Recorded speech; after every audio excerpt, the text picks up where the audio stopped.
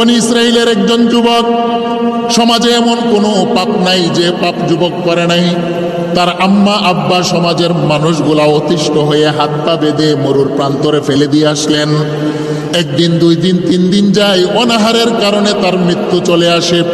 মৃত্যুর আগ মুহূর্তে যুবক চতুর্দিকে লক্ষ্য করে দেখে আমার আপনজনেরা কোথায়। যুবক ডানে তাকায় একবার, বামে তাকায় একবার, পিছনে তাকায় আরেকবার। মাকেও দেখা যায় না, জন্মদাত্রী মা, আমার জন্মদাতা বাবাকেও পাওয়া যায় না, বন্ধু বান্ধব সমাজপতি কাউকে দেখা যায় না।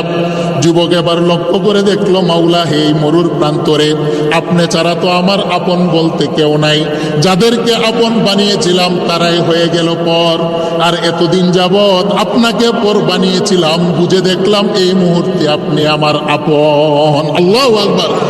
যুবক এবার মনে মনে তওবা করতে লাগলো। যুবক এবার বলে, মাওলা 40 বছরের জীবনে এমন কোনো পাপ নাই যে পাপ করি নাই। আমার পাপের কারণে সমাজের মানুষ হাত পা বেঁধে আমাকে পাহাড়ের পাদদেশে ফেলে গেল।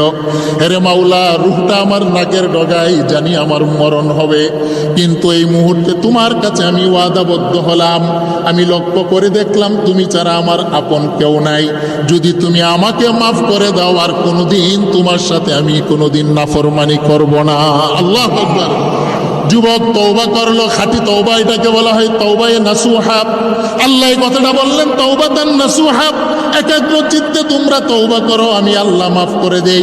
যুবক তওবা করার সাথে সাথে মালাকুল মউত এসে তার রূহটা নিয়ে গেল। 1 দিন যায়, 2 দিন যায়, 3 দিন যায়, যুবকের লাশটা পড়ে আছে।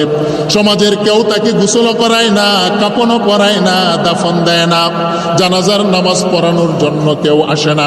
হাদিস কানা বুখারী। আল্লাহ নবী বলেন, আমার আল্লাহ মুসা পয়গম্বরকে ডেকে বললেন, মুসা, আমার একটা গোলাম ওই যে দেখো পাহাড়ের পাদদেশে পড়ে আছে, তার শরীরের মধ্যে কীরা পোকা ধরেছে, সমাজের কেউ তো তার জানাজার নামাজের জন্য আসে না। হেরে মুসা, নিজ হাতে কূপ থেকে পানি উঠাইয়া গোসল দিবা। হেরে মুসা, নিজের জুব্বা দিয়া তাকে কাপনের কাপন পড়াইবা। হেরে মুসা, নিজে ইমাম হয়ে জানাজার নামাজের ইমামতি করবা। হেরে মুসা, নিজে কবর খনন করে কবরের ভিতরে তাকে দাফন করবা। হে মুসা, জানাজার নামাজ পড়ানোর আগে একটা ঘোষণা দিবা বনি ইসরাইলের মধ্যে, যত মানুষ আমার এই গোলামের জানাজার নামাজে উপস্থিত হবে, সমস্ত মানুষের গুনাহ খাতা আমি আল্লাহ মাফ করে দেব। আল্লাহু আকবার।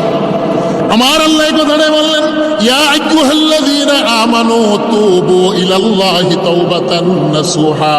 হেরে বান্দা, যদি তুমি কলিজা থেকে, অন্তর থেকে তওবা করতে পারো, আমি আল্লাহ তোমার গুনার দিকে তাকাই না, আমি আল্লাহর রহমতের দফতরের দিকে তাকিয়ে একটা মুহূর্ত তোমাকে ক্ষমা করতে বিলম্ব করি না।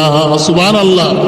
মুসা পয়গম্বর দৌড় দিয়ে গেলেন যুবকের নিকটে, গিয়ে দেখেন যুবকের দেহের ভিতরে কীরা পড়ে আছে, যুবকের হাত পা বাঁধা। মুসা পয়গম্বর নিজে কূপ থেকে পানি উঠিয়ে যুবককে গোসল করাইলেন, নিজের জুব্বা দিয়া কাফনের কাপড় তাকে প্যাকেট বানাইয়া মুসা পয়গম্বর জানাজার নামাজ উপস্থিত করে বনি ইসরাইলের ময়দানে গেলেন। গিয়ে ঘোষণা দিলেন, কে আছো আমার পিছনে জানাজার নামাজ পড়বা? ওই যে একটা যুবক পড়ে আছে মরুর প্রান্তরে, ওই যুবকের জানাজার নামাজের ইমামতি করব আমি মুসা পয়গম্বর। ওই যুবকের জানাজার নামাজে যত মানুষ উপস্থিত হবা, আল্লাহর পক্ষ থেকে ঘোষণা, প্রত্যেকটা মানুষের জীবনের গুনাহ খাতা আমার আল্লাহ মাফ করে দিবেন। আল্লাহু আকবার। আর একটু জোরে বলেন সুবহানাল্লাহ। হাজার হাজার লক্ষ লক্ষ মানুষ জানাজার নামাজে উপস্থিত হয়ে গেলেন। মানুষগুলা জানাজার নামাজ পড়ার আগে বলে, পয়গম্বর মুসা, লাশটার চেহারা একটু দেখতে চাই। মুসা পয়গম্বর সারিবদ্ধভাবে মানুষগুলাকে যুবকের চেহারা দেখার অনুমতি দিলেন। সমস্ত মানুষগুলা যুবকের চেহারা দেখে আশ্চর্যান্বিত হয়ে যায়। তারা বলেন, মুসা, এ তো আমার ভাই অপরাধী, তাকে তো আমরাই ফেলে দিয়ে গেছি। বাবা বলে, মুসা, সে তো আমার সন্তান, এমন কোনো অপরাধ নাই আমার সন্তান করে নাই, তার অপরাধের কারণে অতিষ্ঠ হয়ে আমি বাবাই তো সন্তানকে এখানে হাত পা ফেলে দিয়ে বেঁধে ফেললাম।